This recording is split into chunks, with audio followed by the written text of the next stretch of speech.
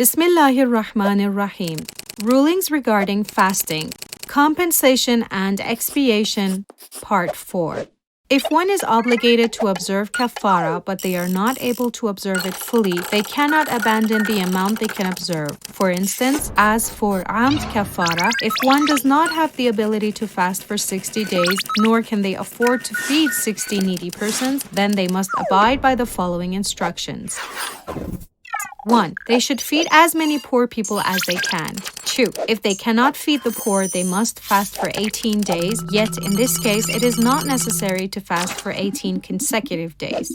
3. If one cannot fast for 18 days, then they can fast for as many days as they can. 4. Even if fasting is not possible for them either, they must do istighfar, yet they do not have to put it into words. In this case, even if they are able to observe kafara later, it will no longer be obligatory upon them to do so.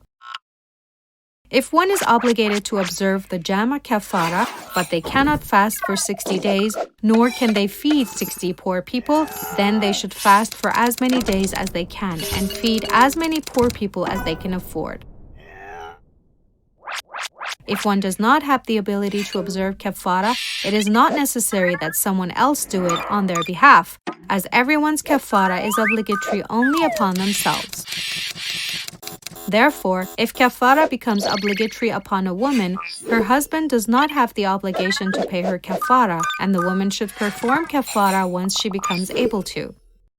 Similarly, if kafara is obligatory upon parents, their sons and daughters have no responsibility for observing kafara, and it is not even permissible to take kafara out of the very property bequeathed to heirs by their deceased parents unless the matured heirs give their consent to paying kafara out of their own share of inheritance, or the parents themselves have made a will, in which case the kafara is taken out of their properties, provided that it does not exceed 1/3 of the properties. Institute for compiling and publishing the works of Ayatollah Makarim Shirazi.